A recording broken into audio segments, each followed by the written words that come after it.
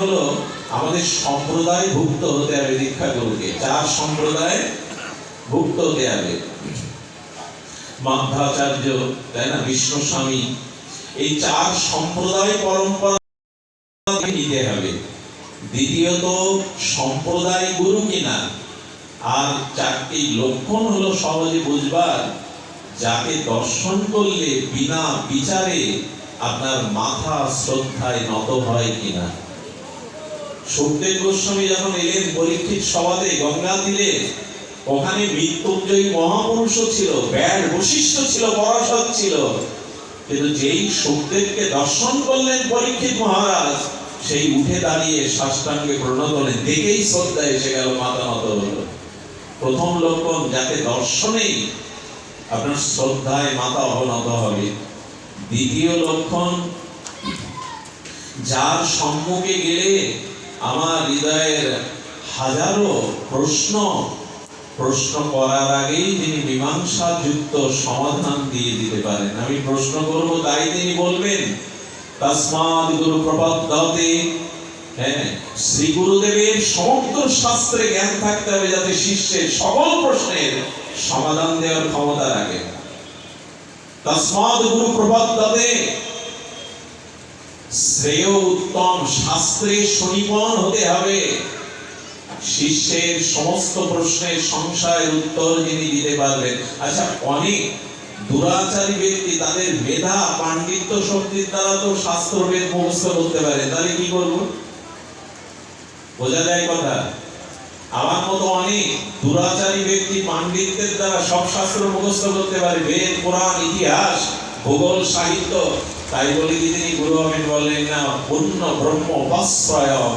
শুধু শাস্ত্র জ্ঞান থাকলে হবে না, তার মধ্যে পূর্ণ ব্রহ্মের আশ্রয় মহিমা থাকতে হবে। ব্রহ্মজ্ঞ, পূর্ণ ব্রহ্মের আশ্রয় মহিমা তার মধ্যে থাকতে হবে। এই দুটো লক্ষণই আপনার প্রশ্ন মীমাংসা করে দিতে পারে। তৃতীয় লক্ষণ হলো, এই জড়ীয় জগতে কামনা বাসনা অর্থবিত্তের লালসা তিনি ত্যাগ করেছেন কিনা। কিছু মনে করবেন না, আমার মতো প্রতারক প্রণামী 100 টাকা দিলে 10 টাকা দিলে নিতে চাই না, 500 টাকার নোট দিলে আবার গোপনে আলোয় দেখে এটা কত টাকার নোট। এরা গুরু হবার নয়। যারা শিষ্যের বাড়িতে শুধু আশ্রমে চাঁদা নিতেই যায়, বছরে একবার করে নিজের উৎসবের জন্য নিতে যায়, প্রকৃত গুরু তারা নন। যাদের এই সংসারে চাওয়া পাওয়া কামনা বাসনা মিটে গেছে, বিষয়ে যাদের বিরক্তি, সনাতন গোস্বামীর বৃক্ষতলে বসে আছেন, দিল্লীশ্বর আকবর গিয়ে হাত জড় করছেন, গোসাই যদি একটু সেবায় আসতে পারতাম। আরে মহারাজ পর্যন্ত, সম্রাট পর্যন্ত এনাদের সামনে হাত জোড় করে দাঁড়ায়, এর কিসের কামনা করবে? এই যার অর্থের লালসা, বিত্ত বৈভবের লালসা আছে, তিনি সদ্গুরু নন। যিনি নিজেই কামনা ত্যাগ করতে পারেন না, তো তিনি আমার বাসনা কি করে ত্যাগ করবেন? আর চতুর্থ হলো, যিনি ভজনের নিষ্ঠা বা সদাচার পরিপূর্ণ পালন করেন। কোন শিষ্যকে রাত 4টেই উঠতে বলতে গেলে গুরুকে 3:30 উঠতে হবে, তবে ওই শিষ্য ওই আদেশ পালন করবে, না হলে পালন করবে না। আমি আদেশ দেব ব্রহ্ম মুহূর্তে উঠতে, আমি উঠবো 7টায়, ইনি প্রকৃত সদ্গুরু নাম। যিনি আজও ভগবত নিষ্ঠা সদাচার পরিপূর্ণ জীবনে আচরণ করেন, এই 4টি লক্ষণ সহজত দেখলে তিনি সদ্গুরু হওয়ার উপযুক্ত। এই জন্য গুরুকরণে ভুল করা উচিত নয়। শ্রীগুরু চরণ পাদ পদ্ম আশ্রয়, এটাতে সিদ্ধান্তে যেন ভুল না হয়। যাহার প্রসাদে ভাই এভাব তরিয়া যায়, কি বড় ঠাকুর মশাইয়ের পদগুলো গুরুতত্ত্বে জগৎকে ভাসিয়ে দিয়েছেন উনি। যাহার প্রসাদে ভাই এভাব তরিয়া যায়, কৃষ্ণ প্রাপ্তি হয় যাহা হই। সময় বেশি না নেওয়ার ইচ্ছা, আপনাদের বলি এখানে কি বলছে শুনুন। যাহার প্রসাদে ভাই এভাব তরিয়া যায়। তো যাহার প্রসাদ মানে, এখানে প্রসাদ মানে কৃপা। শ্রীগুরু কৃপাতে কেবল আমরা এ ভব সংসার তরে যেতে পারি। আর কৃষ্ণ কৃপা শ্রী গুরু হতেই হয়। শ্রী গুরু হতেই গোবিন্দের কৃপা হয়। গুরু নিষ্ঠা না হলে, গুরু সেবা না করলে জগৎ গুরুর কৃপা, পরম পিতার কৃপা আজ পর্যন্ত কেউ পায়নি, পাবেও না। এই জন্য অনুরোধ করবো আপনাদের কাছে, গুরুতে নিষ্ঠা আনুন। আচ্ছা, আমরা যে সতীর কথা বললাম, সতী মায়ের তো ভুল হওয়া উচিত নয়। সতীমা আসলে ভুল হয়নি, উনি আমাদেরকে গুরু তত্ত্ব শেখাবার জন্য এই লীলাটি করলেন। যারা শিব ভক্ত আছেন, মায়ের ভক্ত আছেন, তারা আমার কথায় ভুল বুঝবেন না, মায়ের ভুল হয় না। মায়ের মধ্যে কবর। আচ্ছা, ছোট শিশুকে হাঁটা শেখাতে গেলে মা কি করে? মা পেছনে হাঁটে, আয় আয় বলে ডাকে, ও এগোতে থাকে আর মা। অথচ আমাকে, সন্তানকে হাঁটা শেখাবে বলে মা উল্টো দিকে হাঁটে, হাঁটে কিনা? মা সতীও তাই দেখালেন, আমি উল্টো পথে হেঁটে তোমাদেরকে হাঁটা শেখালাম, তোমরা যেন গুরু তত্ত্বে অবিশ্বাস এনো না, ভুল হয় না। আত্মা শক্তি দেবী সতীর কখনো ভুল হয় না, উনি উল্টো হেঁটে আমাদেরকে হাঁটা শেখালেন। গুরু তত্ত্বে যেন শ্রদ্ধা না আসে। যাহার প্রসাদে ভাই ভব ধরিয়া যায়, কৃষ্ণ প্রাপ্তি হয় যাহা হইতে। আপনার জীবনে কৃষ্ণ প্রাপ্তির অপেক্ষা একমাত্র গুরুই দিতে পারেন। ছোট্ট দুটি লীলা বলে আজকে পাঠ বিশ্রাম করি। এটি শ্রবণ হয়েছিল, সৌভাগ্য হয়েছিল বিশ্ববন্দিত পাবন পদরেণু বৈষ্ণব সেবার মন্ত্রীমন্ত বিগ্রহ ছিল মুরারি মোহন দাস বাবাজির মুখে। অপূর্ব গুরুতত্ত্ব বলতে উনি আজও মনে পড়ে সৌম্য মূর্তি, ওনার চোখে প্রেমাস্ত্র, আর উনি গুরুতত্ত্ব বলে চলেছেন। শুনুন সেই মহামহিমায় গুরুতত্ত্বের মহিমা। একবার এক শ্রীগুরুদেব, তিনি রামানন্দ স্বামী, রামানন্দ সম্প্রদায়ে, তো উনি 6 মাস কাশীতে বাস করবেন, আশ্রম কার কাছে দিয়ে যাবেন, ভিক্ষা করে আশ্রম চালাতে হয়। তো সব শিষ্যরা গুরুদেবের সাথে যেতে ব্যস্ত, আশ্রমের দায়ভার কেউ নিতে চায় না। এক 24 বছরের সরল যুবক, সে বলল, গুরুদেব আপনি যদি কৃপা করেন তাহলে আমি দায়িত্বটা নিতে পারি। পাশে যারা ভক্ত ছিল ওরা হাসছে, মন্ত্র জানে না, অর্চন জানে না, তো কি বিগ্রহ সেবা করবে? রাম সীতা লক্ষ্মণের মূর্তি। তো গুরুদেব বললেন, দেখ তোকে খুব বেশি মন্ত্রতন্ত্র করা লাগবে না, তুই নগদ থেকে মাদু করে আটা ভিক্ষা করবি, একটু সবজি রুটি করে আর ভোগ লাগাস, একটু ফুল চন্দন দিয়ে আরতি করিস। এইভাবে বলে আশীর্বাদ করে চলে গেল।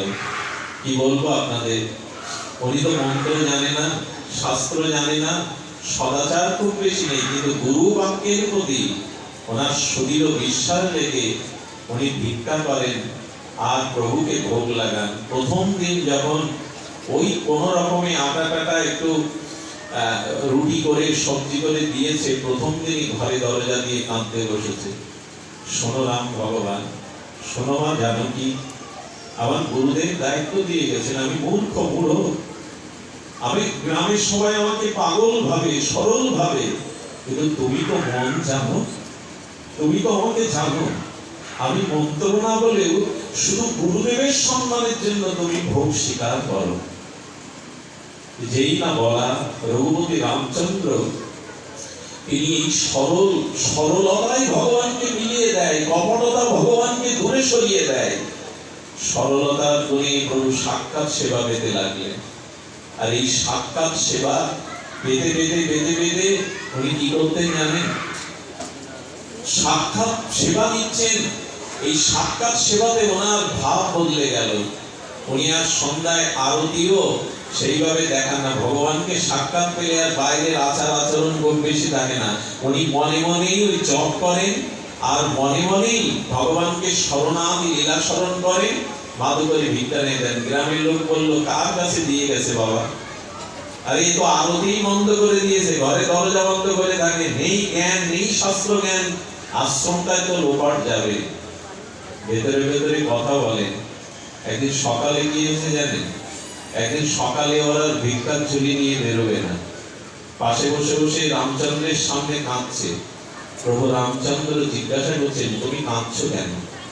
বলে, প্রভু আমি সমস্ত নগরে নগরে এই কটা মাস ঘুরে দেখলাম সব সংসারের নিয়ম আলাদা, আর আমার সংসারের নিয়ম আলাদা। রাম বলছে তার মানে বলে সব পরিবারে নগরে গিয়ে দেখলাম বাবা খেটে খুটে আয় করে আনে, আর মা রান্নানি করে, সন্তানরা বসে বসে খায়। আমার সংসারে উল্টো নিয়ম কেন? তুমি যদি পরম পিতা হও, আয় তো তোমার করা উচিত, আর মা কেন বসে বসে খাবে? মা কেন সীতামা বসে বসে খাবে? ওনার তো রান্না করা উচিত। লক্ষ্মণ ঠাকুর যখন রয়েছেন, ওনার তো একটু কাঠটার জোগাড় করা উচিত। আমি কোন সন্তান সহজ সরল, আমার সংসারের নিয়ম আলাদা হবে কেন? ভগবান এই সরলতাকে মহামন্ত্রের থেকে ভালোবাসেন। রামচন্দ্র মৃদু হেসে সীতাকে বলছে, সীতে তোমার সন্তান শিক্ষিত হয়ে গেছে, জ্ঞানী হয়ে গেছে, আর হাত পা গুটিয়ে প্রসাদ পাওয়া যাবে না। সত্য ঘটনা শুনুন ভক্তমালে। তখন বলছে যাও তুমি রন্ধনশালায় যাও। রাম বলছে হ্যাঁ রে বাবা, আজ আমি ভিক্ষায় যাব। ভক্তের ভক্তি ভগবানকে কোথায় নামায়। লক্ষ্মণ হনুমান মাঝে মাঝে কাঠ কেটে আনে। এই করে চলতে লাগলো। গুরুদেবের ফেরার সময় হলো। গুরুদেব যখন নগরে পাঠিয়েছেন, সবাই তখন বলছে কার কাছে, কোন মূর্খের কাছে দিয়ে গেছেন। আরতিও করে না, ভোগ লাগও করে না, সব বন্ধ করে হেঁটে দিয়েছে। সে সময় চলছিল রান্নার সময়, ভোগ লাগাবার পূর্বে মুহূর্তে গুরুদেব মন্ত্রী এসে দরজা খুললেন। খুলেই দেখলেন একটা দিব্য অপ্রাকৃত গন্ধ চারিদিকে ভরে আছে। ও গুরুদেবকে দেখে চরণে পড়ে গেছে, হম করে কাঁদতে শুরু করেছে। কিনে রান্নাঘরে কে রান্না করছে? এত সুগন্ধ কোথা থেকে আসছে? বলে কেন মা রাখছেন? উনি মনে করেছেন ওর গর্ভধারিণী মা, হয়তো তো রান্না টান্না জানে না, হয়তো ওর মা হিসেবে দিয়ে যাচ্ছে।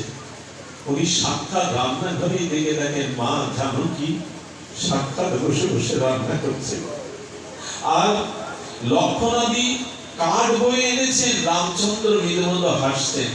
কি বলবো আপনাদের, ওই সেবা পাওয়ার পরে শিষ্যকে ডেকে গুরুদেব একটু আড়ালে এনে রামচন্দ্রের চরণে না, শিষ্যের চরণেই গুরুদেব প্রণত হয়ে গেছে।